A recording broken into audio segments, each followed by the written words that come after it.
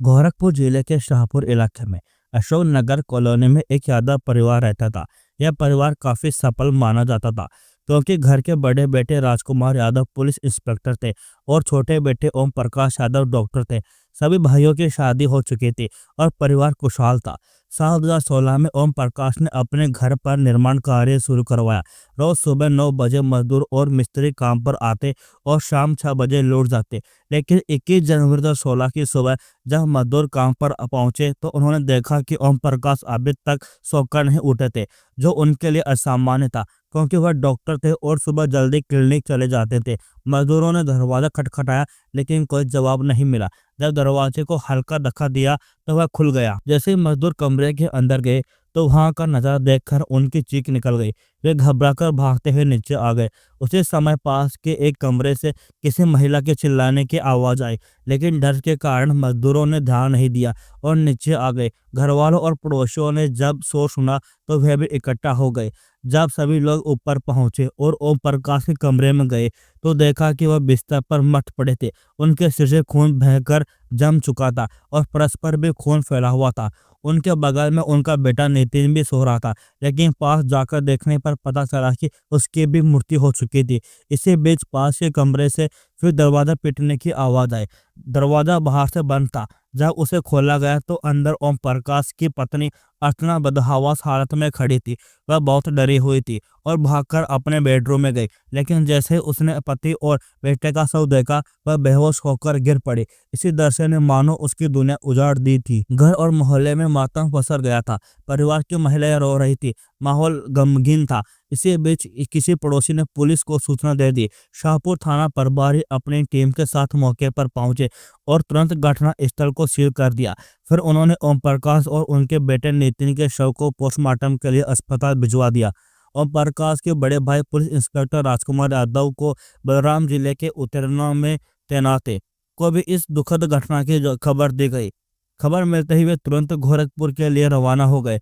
उधर ओम प्रकाश की मां भाग्येश्वरी देवी की शिकायत पर पुलिस ने अज्ञात लोगों के खिलाफ हत्या और लूट की एफआईआर दर्ज कर ली। वह अर्चना के पिता दीपचंद यादव, जो पीएससी में तैनात थे और उस समय लखनऊ में मुख्यमंत्री आवास की ड्यूटी पर थे, को जैसे ही घटना की जानकारी मिली उन्होंने सीएम ऑफिस से ही गोरखपुर एसपी को फोन कर तुरंत हत्यारों की गिरफ्तारी के निर्देश दिए। सीएम ऑफिस से फोन आते ही पुलिस महकमे में हड़कंप मच गया। आनंद पालन में एसीपी आईपीएस लव कुमार समेत तमाम अधिकारी लोग फोरेंसिक टीम मौके पर पहुंच गई। मामला हाई प्रोफाइल बन चुका था, जिससे मीडिया भी घटना स्थल पर पहुंचने लगी। पुलिस पर हर तरफ से दबाव बढ़ता जा रहा था। जब पुलिस ने वारदात वाले कमरे की अच्छी तरह से जांच की तो देखा कि सारा सामान इधर उधर बिखरा पड़ा था। देखने से ऐसा लग रहा था जैसे लूटपाट हुई हो, क्योंकि अर्चना के गहने और मोबाइल जैसी कीमती चीजें गायब थी। मामला साफ तौर पर लूट का लग रहा था, लेकिन पुलिस इस बात को समझ नहीं पा रही थी कि अगर बदमाश सिर्फ लूट के इरादे से आए थे तो उन्होंने डॉक्टर को इतनी बेरहमी से क्यों मारा। अगर मान लिया जाए कि ओम प्रकाश ने विरोध किया होगा तो बदमाशों ने उन्हें मार दिया, लेकिन उनके 4 साल बेटे को क्यों मारा गया। वह बच्चा तो उनका कोई विरोध भी नहीं कर सकता था। इससे एक ही बात समझ आ रही थी कि बच्चा शायद हमलावरों को पहचानता होगा। पुलिस को घर में काम कर रहे मजदूरों पर शक होने लगा, क्योंकि वही लोग रोज वहां मौजूद थे। पुलिस ने मजदूरों और ठेकेदारों से पूछताछ की, लेकिन कोई ठोस सुराग नहीं मिला। इसके बाद पुलिस ने ओम प्रकाश के पुराने जीवन की जांच करने का फैसला किया और उसके लिए परिवार वालों से पूछताछ की। उनकी मां भाग्येश्वरी देवी ने बताया कि साल 2007 में ओम प्रकाश की शादी सिंगापुर में रहने वाली एक लड़की से हुई थी।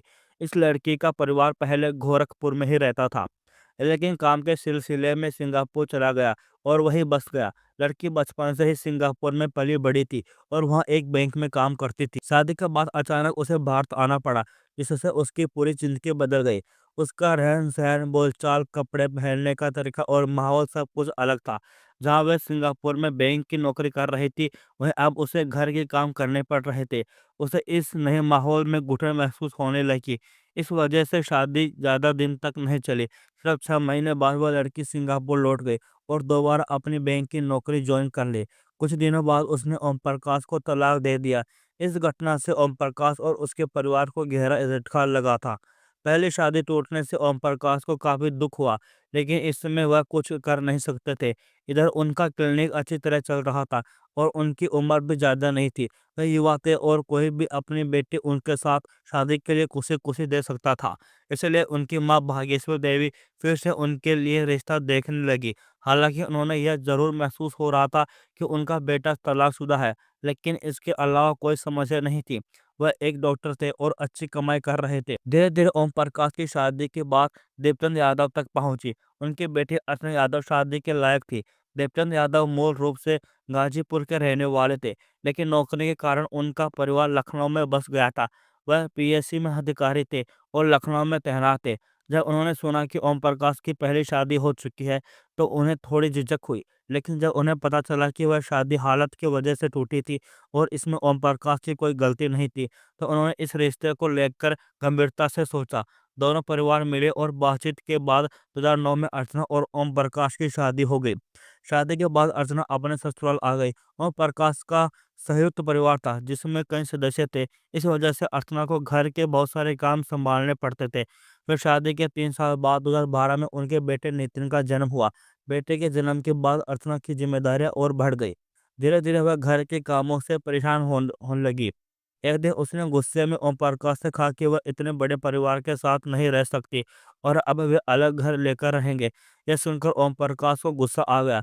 उसने कहा कि जिन भाइयों और माँ ने उसे पाला बढ़ाया और डॉक्टर बनाया, वह उन्हें छोड़कर कहीं नहीं जाएगा। जब यह बात ओम प्रकाश के परिवार को पता चली, तो उन्होंने कहा कि उन्हें कोई आपत्ति नहीं है अगर वे अलग रहना चाहते हैं, लेकिन ओम प्रकाश अपने परिवार से दूर नहीं होना चाहता था। इस पर घर वालों ने सुझाव दिया कि वह अपने परिवार के साथ रहकर भी स्वतंत्रता चाहता है, तो फर्स्ट फ्लोर पर अलग रह सकता है और अपना खाना अलग बना सकता है। अर्चना इस बात के लिए मान गई और दोनों फर्स्ट फ्लोर पर रहने लगे। इसके बाद अर्चना ने ससुराल के अन्य लोगों से दूरी बना ली और सिर्फ अपने काम से मतलब रखने लगी। अब उसे ज़्यादा घर के काम भी नहीं करने पड़ते थे। समय बीतता रहा और दोनों अपने ढंग से जीवन बिताने लगे।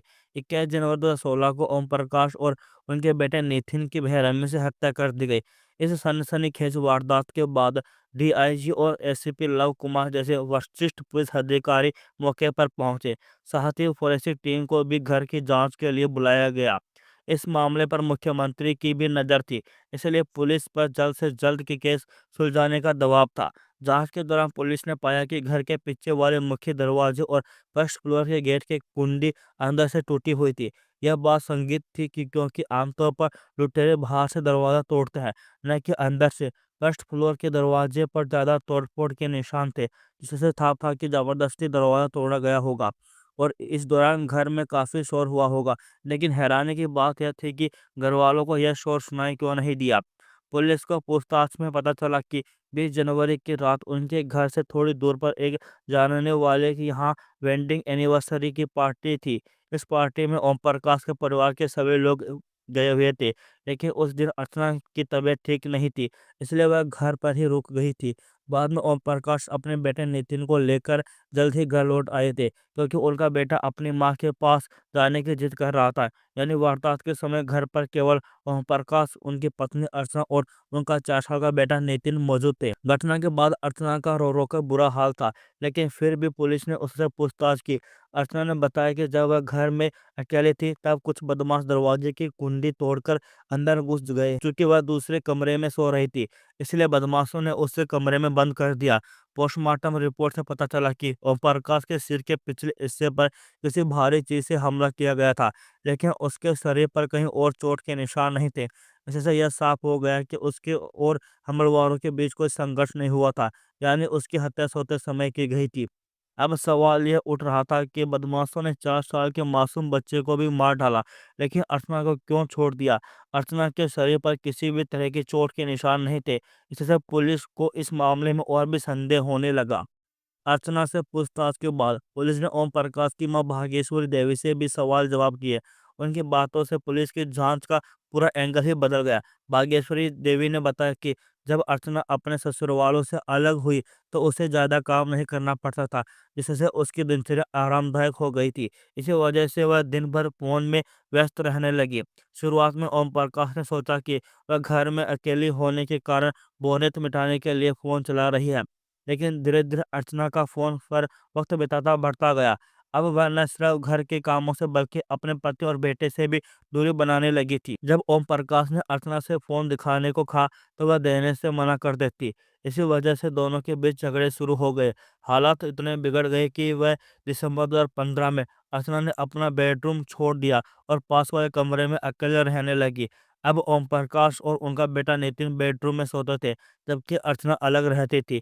भाग्येश्वरी देवी की इन बातों से पुलिस को समझ आ गया कि पति पत्नी के रिश्ते खराब हो चुके थे। अब पुलिस को शक हुआ कि कहीं अर्चना ने ही ओम प्रकाश की हत्या की साजिश तो नहीं रची। लेकिन यह शक तब कमजोर पड़ गया जब पुलिस ने सोचा कि अगर अर्चना ने पति के झगड़ों से तंग आकर उसकी हत्या करवाई होती तो उसके बेटे नितिन का कत्ल क्यों किया जाता। कोई भी माँ अपने 4 साल के मासूम बेटे की हत्या करवाने के बाद बारे में नहीं सोच सकती। फिर भी पुलिस ने इस दिशा में जांच जारी रखने का फैसला किया।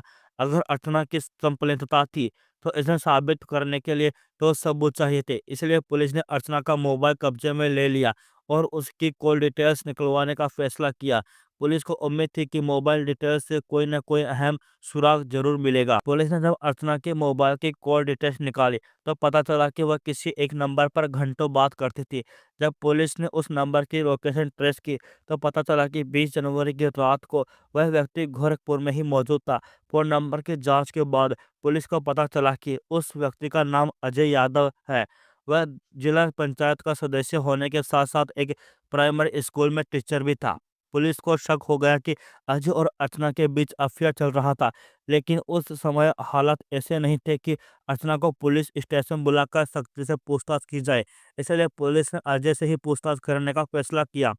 जल्दी अजय के पते का पता लगाया गया। वह फिरोजाबाद के स्वामी नगर में रहता था।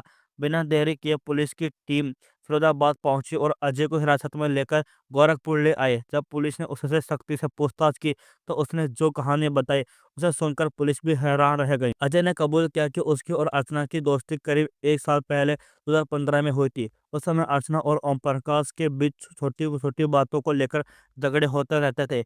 इसी दौरान अर्चना और अजय फोन पर बातें करने लगे। धीरे धीरे दोनों के बीच नजदीकियां बढ़ गई। जब ओम प्रकाश ने अर्चना से पूछा कि वह फोन पर किसी से इतनी बातें करती है तो अर्चना ने उसे झूठ बोला। उसने कहा कि अजय उसका दूर का रिश्तेदार है। धीरे धीरे दोनों पति पत्नी के बीच दूरी इतनी बढ़ गई कि अर्चना ने अपना बेडरूम छोड़ दिया और अलग कमरे में रहने लगी। इसी दौरान अजय ने अर्चना को लखनऊ बुलाने की योजना बनाई। संयोग से अर्चना का मायका भी लखनऊ में था, इससे वह उसे वहां जाने में कोई दिक्कत नहीं हुई। अजय ने लखनऊ में एक कमरा बुक कर लिया और अर्चना उससे मिलने के बहाने मायके जाने लगी। दोनों के बीच शारीरिक संबंध भी बन गए थे। जब ओम प्रकाश अपने क्लिनिक या किसी काम से घर पर नहीं होता तो अर्चना अजय को अपने ससुराल बुला लेती थी। किसी को शक न हो इसलिए उसने घर वालों को पहले ही बता रखा था कि अजय उसका दूर का रिश्तेदार है। क्योंकि ओम प्रकाश और उनका बेटा अलग बेडरूम में सोते थे, इसलिए अर्चना और अजय को मिलने में कोई परेशानी नहीं होती थी। लेकिन जब ओम प्रकाश को इन दोनों पर शक हुआ तो उसने एक दिन अर्चना से साफ साफ कह दिया कि अब अजय को घर पर नहीं बुलाएगी और न ही उससे कोई बात करेगी। इस टकराव ने हालत को और तनावपूर्ण बना दिया। अर्चना के इरादे खतरनाक थे। जब ओम प्रकाश ने उसे अजय से बात करने से मना किया तो उसने एक नया सिम खरीद लिया और उसी नंबर से अजय से बात करने लगी। धीरे धीरे दोनों ने शादी करने का फैसला कर लिया। अजय को पता था कि अर्चना शादीशुदा है और उसका एक बेटा भी है, लेकिन फिर भी वह शादी के लिए तैयार हो गया। अब उनकी राह में सबसे बड़ी रुकावट ओम प्रकाश था। उसे हटाने के लिए दोनों ने 20 जनवरी 2016 का दिन चुना, क्योंकि उस दिन परिवार के बाकी लोग घर से थोड़ी दूर एक वेडिंग एनिवर्सरी में गए थे। पूरा घर खाली था और यह उनके लिए सही मौका था। अजय अवध एक्सप्रेस ट्रेन से गोरखपुर पहुंचा। उसने अपने साथ एक हथौड़ी भी लाया था। वहां से वह सीधा अर्चना के ससुराल पहुंचा। पहले दोनों ने शारीरिक संबंध बनाए। फिर रात करीब 10 बजे ओम प्रकाश अपने बेटे नितिन को लेकर पार्टी से घर लौट आया। अर्चना ने पहले ही अजय को अपने कमरे में छुपा दिया था। थोड़ी देर बाद अर्चना अपने पति और बेटे के साथ बेडरूम में चली गई। उसने अपने बेटे को सुलाया और ओम प्रकाश भी टीवी देखकर सो गए। जब अर्चना को यकीन हो गया कि ओम प्रकाश गहरी नींद में है तो वह चुपके से अपने कमरे में आई और अजय को जगाया। रात करीब 12 बजे दोनों ने ओम प्रकाश के कमरे में पहुंचे। अजय ने अपने साथ लाए हथौड़ी से ओम प्रकाश के सिर पर वार करना शुरू कर दिया। अचानक हुई वारदात से पास में सो रहा 4 साल का नितिन जाग गया। उसने अपने पिता के सिर से खून बहता देखा और डरकर अपनी माँ की गोद में छुप गया। लेकिन अर्चना ने कोई दया नहीं दिखाई। उसने अजय से कहा कि नितिन को अभी मारना पड़ेगा क्योंकि उसने सब देख लिया है और सुबह होते ही दादी को सब बता देगा। अजय ने ऐसा करने से मना कर दिया, लेकिन अर्चना ने खुद अपने मासूम बेटे का गला दबा दिया और तब तक दबाए रखा जब तक उसकी जान नहीं चली गई। हत्या के बाद अजय और अर्चना कुछ देर तक साथ रहे और एक बार फिर संबंध बनाए। इसके बाद दोनों ने मिलकर घर का सामान बिखेर दिया ताकि मामला लूटपाट का लगे। अर्चना ने घर में रखा कैश और गहने भी चुरा लिए। फिर वह अपने कमरे में चली गई और अजय ने बाहर से कुंडी लगा दी। इसके बाद अजय गोरखपुर रेलवे स्टेशन पहुंचा और ट्रेन पकड़कर फिरोजाबाद चला गया। हालांकि पुलिस ने जल्द ही इस साजिश का पर्दाफाश कर दिया। अजय के पास से कत्ल में इस्तेमाल किया गया हथौड़ा, चोरी किए गए गहने, मोबाइल फोन और कई अहम सबूत बरामद हुए। आखिरकार 22 जनवरी 2016 को गोरखपुर पुलिस ने इस पूरे मामले का खुलासा कर दिया और अर्चना को और अजय का खूनी केस सबके सामने आ गया। पुलिस ने अर्चना और अजय के बयानों और सबूतों के आधार पर चार्जशीट तैयार की और उन्हें कोर्ट में पेश किया। इसके बाद मुकदमा शुरू हुआ। 17 अक्टूबर 2020 को गोरखपुर सेशन कोर्ट ने दोनों को दोषी करार देते हुए उन पर जुर्माना लगाया और उम्र कैद की सजा सुनाई। फिलहाल अर्चना और अजय दोनों जेल में सजा काट रहे हैं। अर्चना को अपने किए पर कोई पछतावा नहीं था। जब जेल में महिला कैदियों ने उससे उसके बेटे की हत्या को लेकर सवाल किया तो उसने बेपरवाही से जवाब दिया, मैंने उसे पैदा किया था और मैंने ही उसे मार डाला, इसमें तुम्हें क्या लेना देना। यह सुनकर महिला कैदी गुस्से में आ गई और उसकी पिटाई कर दी। पुलिस को बीच बचाव करके अर्चना को छुड़ाना पड़ा और उसे अलग भय रकम में बेच दिया गया। इसके अलावा अर्चना ने जेल प्रशासन से कई बार अजय से मिलने की गुहार लगाई, लेकिन उनकी कानूनी तौर पर शादी न होने की वजह से जेल प्रशासन ने इसकी इजाज़त नहीं दी। फिलहाल यह मामला अभी कोर्ट में चल रहा है और अंतिम फैसला आना बाकी है। इस कहानी का मकसद सिर्फ इसे सुनना नहीं बल्कि आपको संचित करना है। रिश्तों में विश्वास, ईमानदारी और सही फैसलों का कितना महत्व होता है, यह घटना हमें सिखाती है। इस पूरी घटना पर आपकी क्या राय है? हमें कमेंट में ज़रूर बताइए।